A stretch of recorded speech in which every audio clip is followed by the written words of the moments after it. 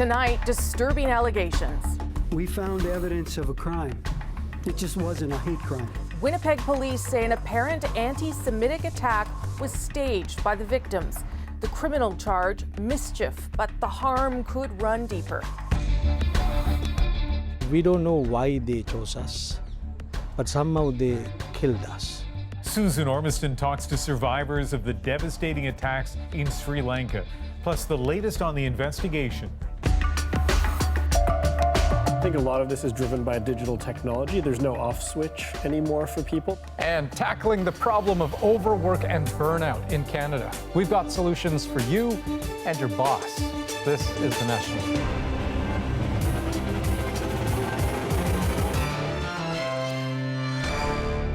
When the attack was reported last week, it seemed believable. The Jewish owner of a Winnipeg cafe physically attacked her family's business, trashed and painted in anti-Semitic graffiti. It shocked the community and led to an outpouring of support, exactly the way you'd expect. But then today, it all got turned upside down. Police say the cafe owners staged the whole thing and have charged them with a crime. As Cameron McIntosh tells us, even as the family sticks by its story, the community is in shock once again. Did you fake the vandalism around this one? We didn't. Because we don't joke about swastika on our walls. They flatly deny it, insisting they are in fact victims of hate. Oksana Barent and her son Maxim explaining themselves on CBC Radio just after being charged along with Oksana's husband hours before for public mischief. In this moment, somebody grabbed me. She insists on last Thursday night she was alone inside her Winnipeg cafe when she was attacked. The cafe was also robbed and vandalized with anti-Semitic graffiti. The story caused an outpouring of sympathy and defiant denouncements of hate, until today. In the end, we found evidence of a crime. It just wasn't a hate crime. I am hugely disappointed and frankly angry that this family has used hate and racism in such a disingenuous way. It's not something that we do. It's against our Jewish law. It's against our beliefs. They can find any evidence against anybody. At first, some members of Winnipeg's Jewish community deemed it the most brazen local anti-Semitic attack in memory. Now, B'nai B'rith says if these allegations are true, it damages the entire community. This is a betrayal of the community and a betrayal of also the police. It's a waste of time. And of course, people might roll their eyes at incidents in the future and think, oh, is it true or is it not? If the charges are upheld by court, it's disgusting. The cafe had been up for sale, as is Oksana's home. Bernie Bellin writes for Winnipeg's Jewish Post and News. He says hate attacks involving assault are rare. My first instinct was that this is terrible, but it doesn't have the normal hallmarks of an anti-Semitic incident. But the Barons insist they were targeted and say they're scared. It's completely broke our family, our business, everything. Meanwhile, an interfaith vigil that was planned for tomorrow night here at the cafe has been canceled, and a crowdfunding campaign that was set up to help support the family has been taken down, amid a lot of disappointment, confusion, and anger. Cameron McIntosh, CBC News, Winnipeg. Now, as you heard from Cam, one big worry is that if this was a stunt, it could undermine support for real incidents. And the numbers show there are lots of those. Hate crimes reported to police in Canada reached an all-time high in 2017. That's the latest year for which there's data. In total, there were nearly 2,100 incidents, up a staggering 47% from the year before. The two biggest motivators for that hate, race and religion. Attacks on Jewish people topped the list, accounting for 18% of all hate crimes. Attacks on Muslims, a close second. And Rosie, you're keeping an eye on the major story affecting central and eastern Canada, rising waters. That's right. Today, Andrew, the Prime Minister had a first-hand look at the flooding in one of the worst-hit communities just along the Ottawa River.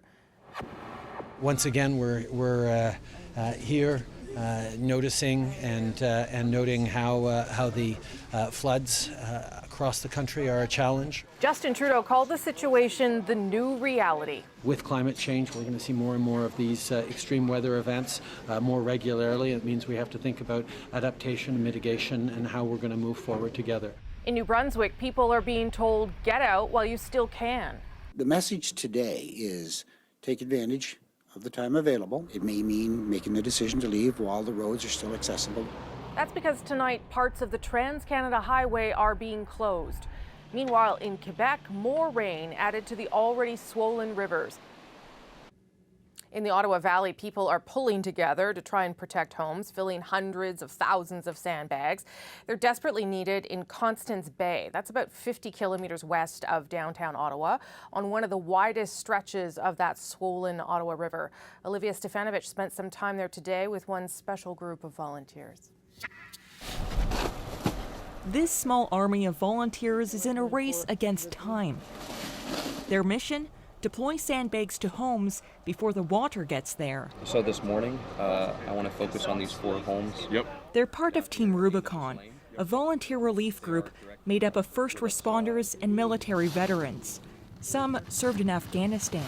I was very well supported by the community, so I think it's always good if we can give back. How to properly support the back. Sure. They're used to stressful environments. They know they must move quickly. But there's a problem. I don't have any more sandbags right now. I'm getting a little bit nervous. This is just one of the homes that needs protection from the rising floodwaters.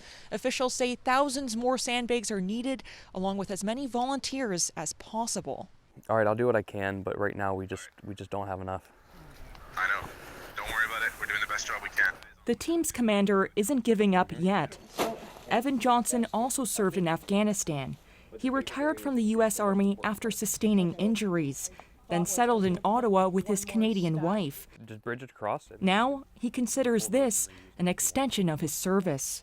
I do it because how I was raised and what I've seen in my life. I believe that we're really all in this together. And we're all one community, and to be able to use my skills I've acquired in my lifetime and what I've been taught growing up to better help and serve my family and my neighbors, that's my drive. The wait for sandbags dampens spirits, but more help eventually arrives. Put these somewhere they can use them. When the community comes and rallies around you, it brings tears to my eyes. But the battle isn't over. This is just the beginning of Team Rubicon's operation. Olivia Stefanovic, CBC News, Ottawa. Some impressive people there. In New Brunswick, it's getting tough to get around as 75 roads are closed. The St. John River hit a new peak overnight in Fredericton, 8.3 meters, just shy of its all-time high. As Brett Ruskin tells us, the worst may be over upstream, but downstream, it has yet to arrive. This is the sound of spring in New Brunswick. With stop signs submerged and ducks swimming across the lawn, it's not surprising to see canoes at the ready in many backyards. In Fredericton, this is all too familiar. The water seems to have dropped probably about an inch or so around the house on the outside. But in our basement, we've only had 2 or 3 inches, which is similar to last year. That was the worst flooding in a decade. This year the water has crept higher, but residents are prepared. Some have still had to leave their properties though. Officials say so far about 185 homes have been evacuated until the water levels drop. Those who've stayed have had help. 200 Canadian Forces members are on the ground checking on residents and filling sandbags. They love it. They love that we're here. It's giving them hope. It's keeping their spirits up also. Rob Thomas built up a sandbag wall around his home, but had to grab more bags filled by the soldiers. Oh, it was a godsend to have all these bags done. Otherwise, I wouldn't have 2 or 3 hours bagging my own. The question now is what happens downriver. This stretch of the Trans-Canada Highway is closing overnight, with water levels expected to rise. Residents along the river will be watching those levels closely. All depends how well the pump does in the basement, and I just keep my fingers crossed. That's all you do.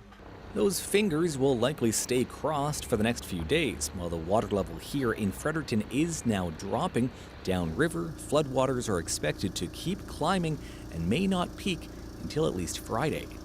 Brett Ruskin, CBC News, Fredericton. All right, let's turn overseas now. Ian, you've been watching the latest from Sri Lanka. And Rosemary, the country seems to be in a state of suspension with the 4th straight night of a nationwide curfew. Armed security forces patrolling the streets. The death toll from Sunday's terror attack still rising. There is a sense this is not yet over.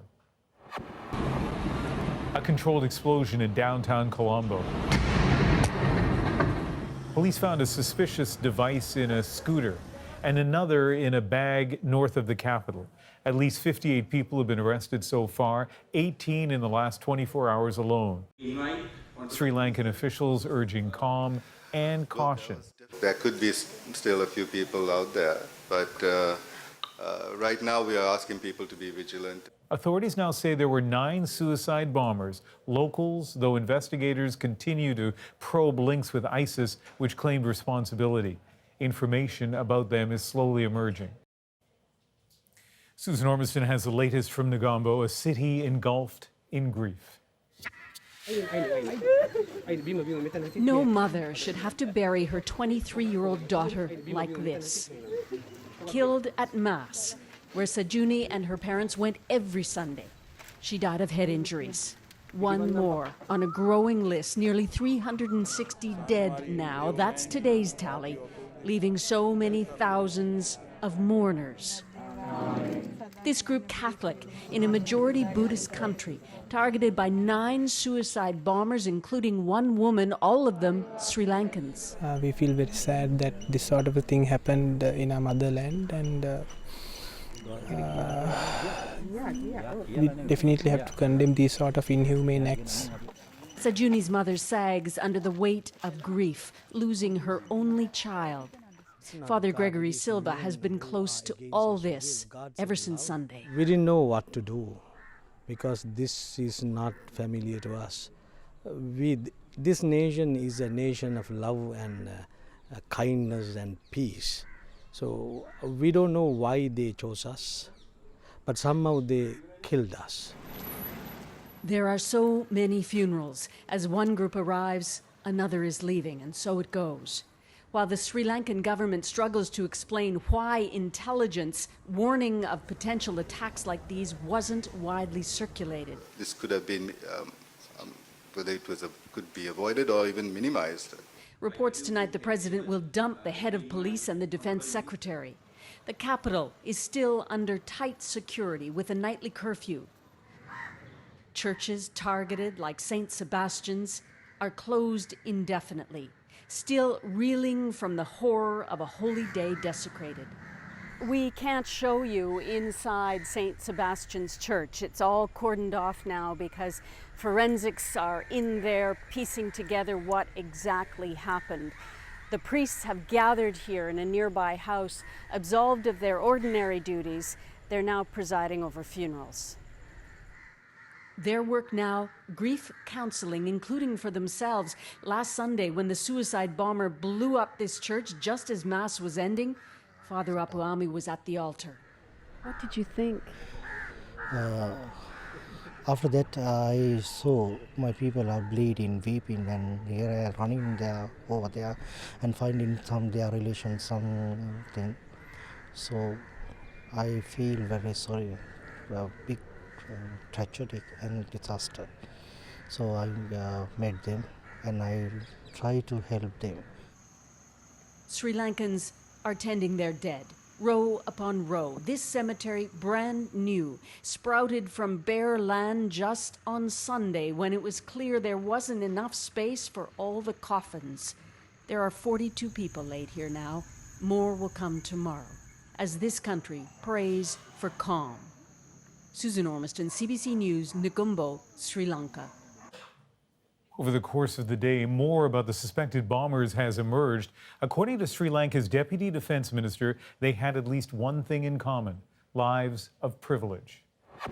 Most of them are well educated and come from maybe middle or upper middle class. Among them, Ilham Ibrahim, said to be one of the 2 suspected bombers caught on the security cam video before he blew himself up in a Colombo hotel restaurant.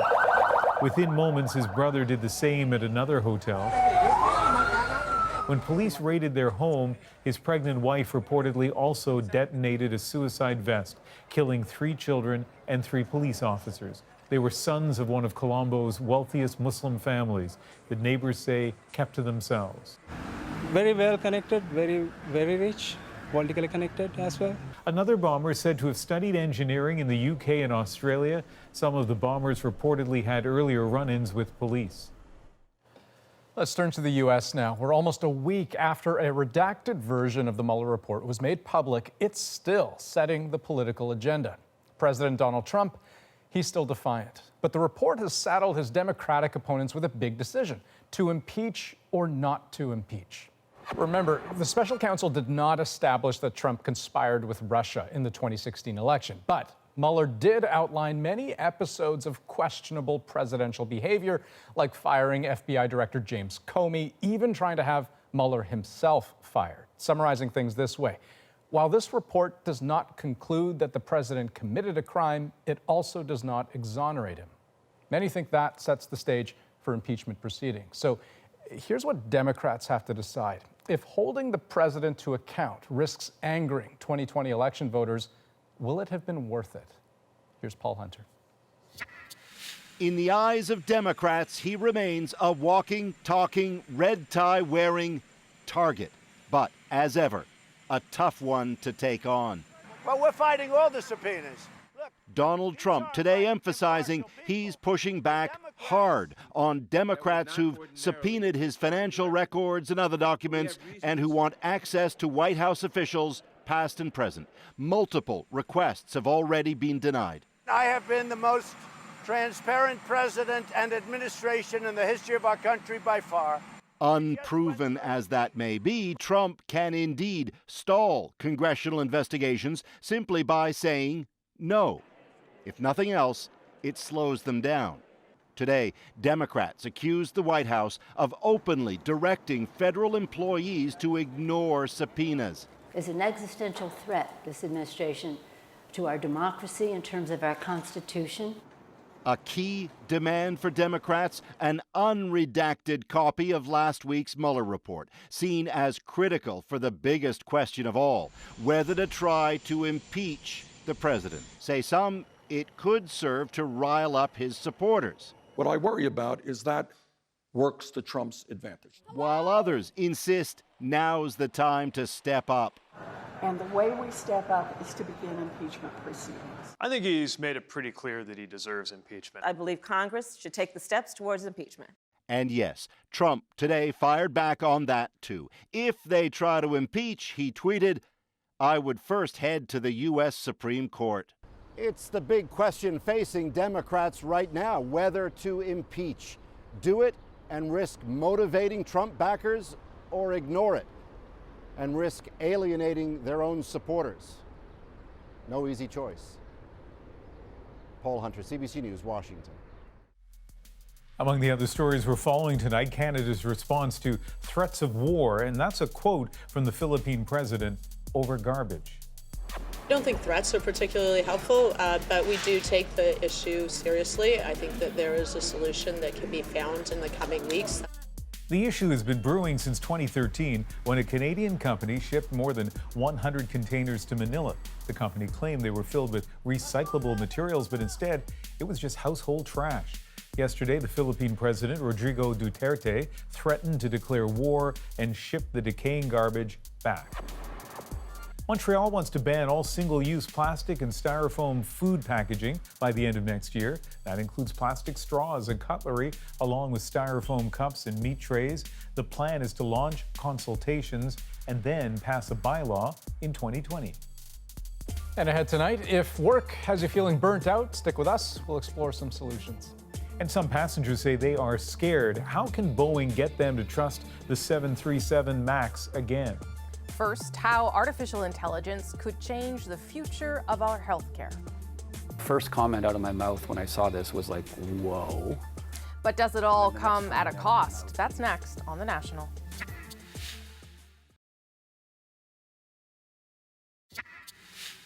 It's often called the future of healthcare. Artificial intelligence is already finding a place in Canadian hospitals. But as Christine Barak explains, AI is far from perfect, and some worry about the costs that could come with it. For any patient arriving in the emergency room, the goal is to be seen and treated as quickly as possible. In a few hospitals, artificial intelligence is now speeding things up. First comment out of my mouth when I saw this was like, whoa.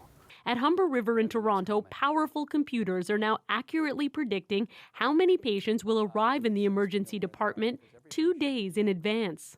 It's going to be extremely busy with a number of rooms that need to be cleaned, and you're going to need a lot of staff at that time.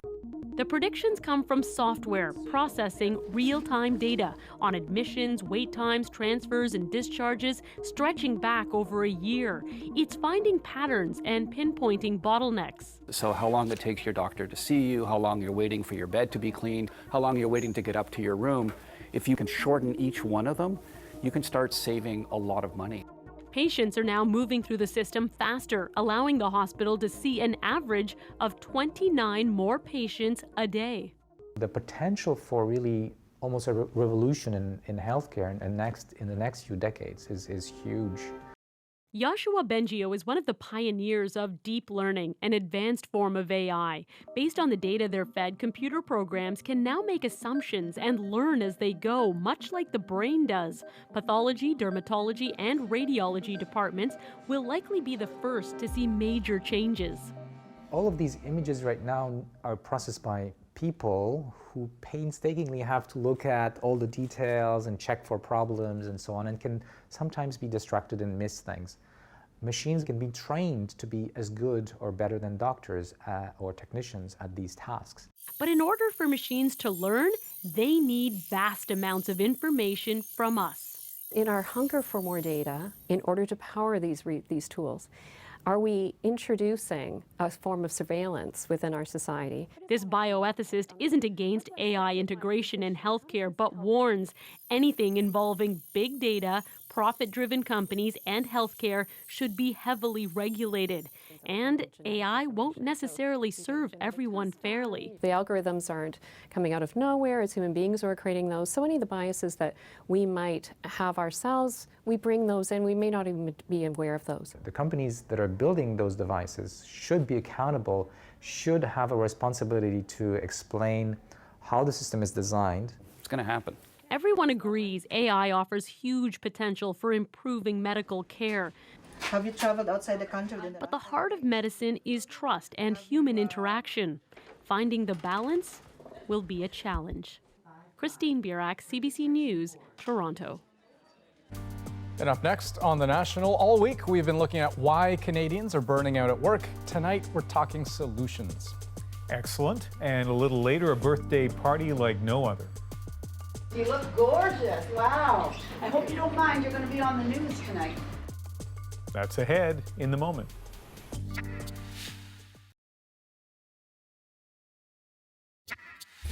Canada is considered one of the most productive countries in the world. It's got a skilled workforce, a GDP now closing in on $2 trillion, yet underneath there's trouble. Many Canadians now feel completely burnt out from work.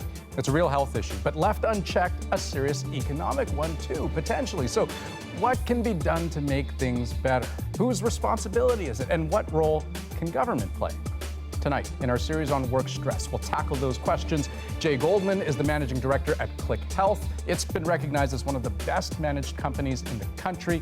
His vision, an empathetic corporate culture that puts workers first. Sunil Johal is a policy director at the Mowat Centre. That's a University of Toronto think tank. But he's also got the ear of the federal government as chair of an expert panel advising on how to modernize labor standards. We also have Kristen Harrison, founder and CEO of Prosper, an organization specifically designed to empower workers to navigate the modern labor market. I guess I'm just sort of curious. I mean, what is it that you guys sort of hear when you talk to everyday people about, you know, what the problem is, what is stressing people out? Kristen, what are you hearing? I'm hearing a lot around, you know, I'm feeling overworked. I'm feeling overly connected to work. I think it's important as a conversation to think about how do you balance that with self-care practices, as an example, a $10 billion industry now, I've been told. Jay, I mean, your peers, your employees, I mean, what do you hear? If you think about a lot of the the sort of technology of management that we use today, it was invented at the turn of the last century for the Industrial Revolution. The world has completely changed since then. Technology has changed, our ability to be connected has changed, and we still approach the way that we manage our companies with a lot of the same things that we've always done. And the disconnect between those and the reality we have day to day is creating a lot of tension for people. So when I think of how work has changed, right, over the last several years, I think of the thing that has been kind of simultaneously both the source of my productivity and my stress, which is this bloody thing, right? Like I never put it down. So first tell me that I'm not alone. You are normal. Okay, so this affects you guys too. Sunil, at the highest level, I mean the federal government level, that is a concern that they're focusing on? It is something that the federal government has asked us to look at as an expert panel on modern federal labor standards. So one of the issues we're looking at, in fact, is should there be a right to disconnect from electronic communication for workers, which wasn't really something that was on people's radar 5-10 years ago. But now that smartphones are ubiquitous, we see people walking around on the streets, they can't take their eyes off of them. Where is that distinction between our work life and our personal life? In some industries, you would expect in kind of an emergency situation, we need to be able to get in touch with our staff and have them fix X, Y, or Z type of issue. But in other types of jobs, you can probably get your work done in a 9-to-5 basis. So maybe we should just say, hey, anything above and beyond that, you get paid overtime, and we're going to make sure that you get compensated for that extra effort you're putting in. Jay, in just a moment, I'm going to ask you about how you deal with this issue at Click. But Kristen, if I could ask you, I mean, how do you and your fellow career counselors counsel people about this particular issue? Because when I think of checking my email on my phone during off hours, I just think that if I don't do it, I'm just going to be playing catch up when I am at work, and which is its own source of stress. What we counsel, what we coach is really around having the self-awareness to understand what you need to do to unplug and what you need to do to design a work day to be the most productive, which may look different depending on the individual. So Jay, how do you get people to walk that line? What is that line in well, your business? I agree. I think it is somewhat about a self-management question. There's also an expectation management piece in there. So when we think about our leaders in the organization, the behavior that they exhibit is what the people who report to them are going to model. If I start emailing my team at 11 o'clock at night and 1 o'clock in the morning, my team's going to feel an obligation to respond to that, and so they're going to adopt a behavior that looks the same as what I'm putting out. Our culture is really built around empathy. It's one of the most important things that we model as leaders in the organization and that we've constructed it around. When we look for people coming into the company, we have a set of essence and character traits. There's a combination of drive and empathy. And it is really, in some ways, two sides of the same balance. We look for people who have empathy for their peers, for our clients, for everybody who works in the company, but who match that with a considerable amount of drive.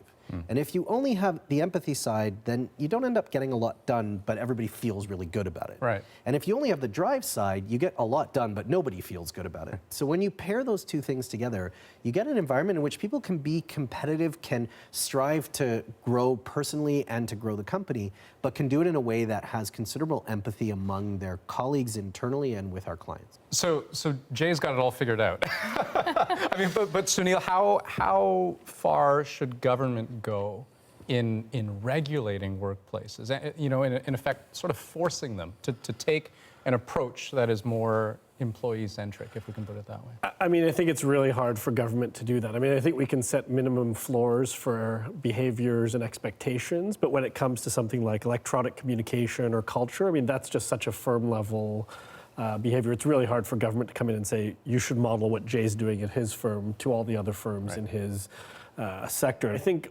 ultimately what this all comes down to is we need more conversations between management and employees at firms so that there are clear expectations around what is expected and what's not expected. And I also think more firms in Canada need to pay attention to these burnout costs. I mean, they don't pay attention to what are the costs to us as a firm in terms of the stress of our employees, lost productivity, absenteeism. All of those issues affect the bottom line, but they're not necessarily clearly visible. So kind of optimizing and frontlining those costs more clearly, I think would change the way a lot of employers work with their employees generally. Right. So given how serious an issue burnout is in Canada in 2019, what are the best avenues then for federal government to dip its toe in the water, so to speak, because a company's interests don't always line up with the interests and the well-being of their employees, right? Right. I mean, a lot of this comes down to power imbalance. I mean, an employee may feel compelled to work at a certain rate just to keep their job. So that comes down to issues of, do I have opportunities to voice my concerns around the standards in my workplace without fear of reprisal? So I'm not going to get fired because I raised with my boss that, hey, you're expecting a little too much from me. It's not fair that I'm having to do all this extra work. So I mean, that's an area where government could step in and kind of nudge firms to think about what are avenues for having more voice for employees without fear of reprisal. There's opportunities to mandate firms to be more transparent around their practices around some of these types of behavior. So you must publish, if you're above 50 employees or 100 employees, what your policy is on work-life balance or your policy is on electronic communication. So I mean, hard to develop very specific rules, but I think easier for government to step in and kind of nudge the floor up and push firms in certain general directions. Right. So, okay, so Kristen, what can I do to manage stress and burnout? Andrew, it is a tough question. And when you think about stress, I mean, this is not a new concept. We've been, since the Industrial Revolution, we've been overworking, and labor relations came in to say, wait a second, 9 to 5 is something we should put in place around the 40s and beyond. So now we're in this era where people are choosing to work a little bit differently. So for you individually, perhaps, you work, your best hours are from 6 p.m. to 10 p.m. So being able to find and navigate your career to find the right workplace for you that allows you to create an environment that's tied not only to how you choose to work, how you like to work, but also your core values as an individual. The other thing I think is asking more of your employer. So of course, there needs to be a psychologically safe space for you to be able to manage up. But when you look at vacation as a simple example, talk about work-life balance, we're taking less vacation than before. Why is that? It's about 16 days is the average versus 22 just 10 years ago. You can look at vacation from an accounting perspective as a liability as an organization, right? It costs us money for people to take vacation and not come into work. But I think the benefits far outweigh that. Our people come back recharged, excited, re-engaged in what they're doing, productivity goes up, and people are happier about the work that they're doing. They get to spend some time with their families. So our perspective on it is that we should help our people to take that vacation. If I could just add one thing, I think we also need to think about the type of worker that you are. I mean, if you're in a full-time position in a highly competitive industry where you have options, it's much easier for you to say, hey, I have concerns about what's going on. If you're a part-time, temporary person, you're more vulnerable and more apt to just go along with what's being asked of you. So I think we also need to think about kind of what's the vulnerability of people in the labor market and how do we protect those who don't have a choice to say no and feel like I have got to do whatever I have to keep this job or to get my contract extended. So I think that's another element we need to consider here as well. For all those people who are watching this conversation and listening and trying to think, okay, so what is the takeaway then that I should try to keep in mind when I think of my relationship with work and my personal life? I mean, Sunil, maybe I'll start with you. I mean, what's the takeaway?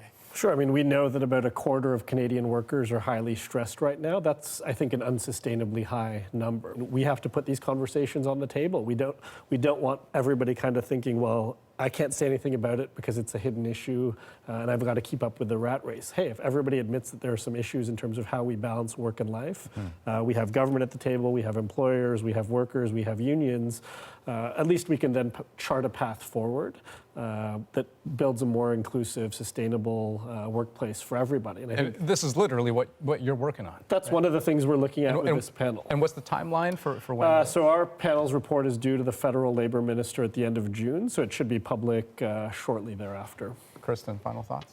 I think this is really a rally for everyone to think a little bit differently about balance. I think work-life balance is, in today's world, modern workforce, an outdated goal. It's no longer about work and life, kind of, it's the two integrated together. So how do you make that work?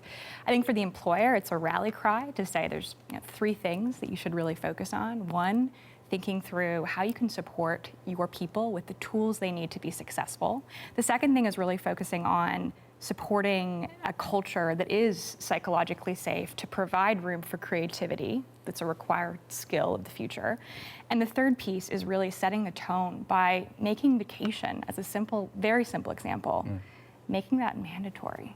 Setting the tone at this very high end, to your point, Jay, from the very top down to make sure that it's followed. I'm on board. Jay? Yeah, I like it too. Everyone likes mandatory vacation. Last word goes to you. Yeah, you know what? I think this is about finding that balance for yourself. So we don't think of it anymore as the two sides of the balance beam, but it's really kind of the spectrum in between. And you've got to kind of decide, is it better for me to check email before I go to bed and feel good about what my day is going to look like tomorrow and be less stressed than I might have been? Then that's the right balance for me, and other people might have a different approach. For them, it might be putting their phone away when they get home and not looking at it at all. Just the tip of the iceberg, I'm sure, but it is a start. Jay, Sunil, Kristen, thanks so much. Thank you. Thank you. So you just heard from the experts. Now we want your take. How do you avoid burnout? Head over to our Instagram feed and leave a comment in our stories. We're at CBC The National. And ahead on The National, Boeing may have a technical fix for the Boeing 737 MAX, but there's another problem still on the horizon. I haven't seen fear and concern among passengers about an airplane to this degree in decades. David Common looks at the challenge of restoring confidence next.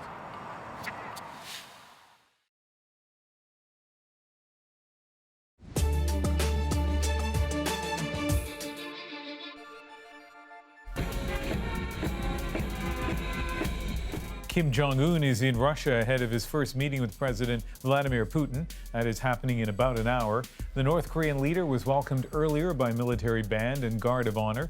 The latest U.S.-North Korea summit ended early without an agreement on denuclearization. A guy that big can snap a woman's neck like a pencil stick. So I ran up behind him with a hatchet, smash, smash, smash. This Canadian man who became an internet sensation because of this interview has now been convicted of murder.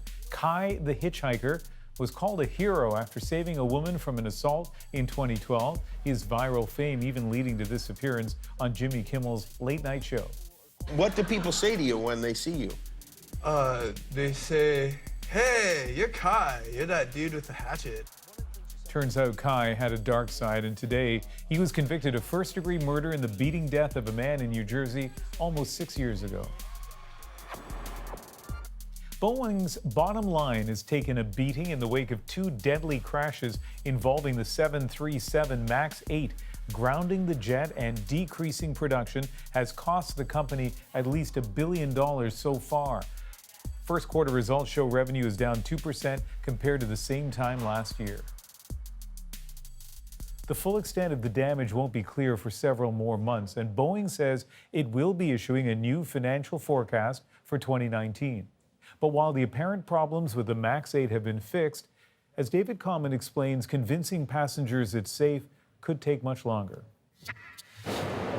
To fix the problem, you have to admit the problem. Boeing says it's now done both. Our top engineers and technical experts have been working tirelessly, carrying out more than 100 test flights, and it says the 737 MAX is well on its way to returning to the skies.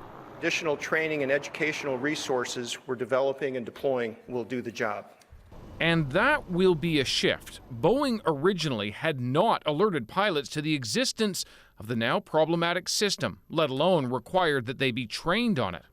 The MCAS was designed to automatically shift the plane's horizontal stabilizer up to push the nose down if it detected a climb was too rapid and a stall was possible. But if the safety system pushed the nose down when it wasn't necessary because of a faulty sensor called angle of attack on the nose, that could lead to a crash. It appears to be what happened last month to an Ethiopian airliner and a year ago with Indonesia's Lion Air. We'll do everything possible to earn and re-earn that trust and confidence from our airline customers and the flying public in the weeks and months ahead. Fixing the airplane may be easier than restoring faith. And this former Boeing engineer says Boeing must explain how a system intended to improve safety may have actually increased the danger. It appears they left it less safe than we would have expected. There definitely needs to be some understanding of how that happened. Boeing has updated the software, made changes to the cockpit, and begun an enhanced pilot training regime. But just after the Ethiopian crash, 53% of American adults told a poll conducted by Business Insider they did not want to fly on a 737 MAX, even when regulators declared it safe. There's lack of trust in Boeing For another, there's lack of trust in safety regulators. I haven't seen fear and concern among passengers about an airplane to this degree in decades. Boeing is going to have to be hyper-transparent, unlike anything it's ever been in the past, in terms of what the fixes are, the steps that Boeing has taken to make the airplane safe, so that passengers feel confident that when they get on a 737 MAX, they will have a perfectly safe, frankly, perfectly unremarkable trip. As customers like Air Canada and WestJet get in-person briefings and demonstrations of the changes, Boeing will need to do what it's never had to do before, speak directly to passengers, not just airline execs, to push that plane as safe. Then there's the sales problem. Boeing's fastest-selling plane of all times hasn't sold at all this month or last. Some airlines may be about to cancel existing orders, so Boeing needs a big order to restore confidence in sales. And Alaska Airlines looks set to be that big buyer. And boy, it's likely to get a deal. Boeing's not going to give the airplane away, but Boeing will negotiate, I think, very aggressively with airlines, and I'm sure that's what they're going to do with their existing customers. There are also simmering questions about coziness between the American aviation regulator, the FAA, and Boeing. In a fierce competition with rival Airbus and a corporate need to get the 737 MAX to market quickly, Boeing successfully pushed to do nearly all the testing required rather than have the FAA do it independently. A top authority at the regulator, Ali Barami, once worked for the aircraft manufacturing industry, in 2013 urging Congress to back outsourcing certification to the industry. It would be detrimental to our competitiveness, he said, if foreign manufacturers are able to move improved products into the marketplace more quickly. Barami now oversees the 737 MAX's return to the skies. He will decide when it's safe to do so. I think it is clear, just based on public sentiment, that there's an expectation that the FAA have a more direct role, and perhaps they've overextended their delegation at this time. Already, the FAA appears to have more involvement in confirming when the plane can fly again. It's now signed off on a new training plan, meaning the plane could once again be airborne as soon as the summer. David Common, CBC News, Toronto. Up next on The National, celebrating milestones by the century, the birthday party, and the advice you don't want to miss in our moment. I had good health. Lucky, that was very lucky for me, so it came to this. 100 years old, I'll be 101 on Tuesday.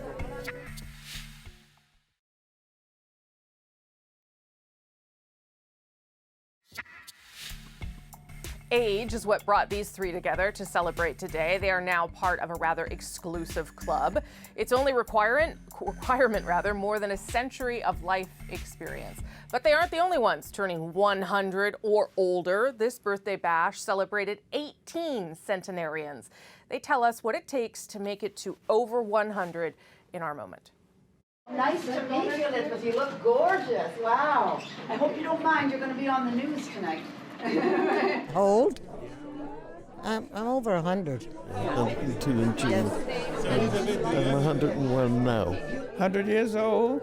I'll be 101 on Tuesday. She'll be 105.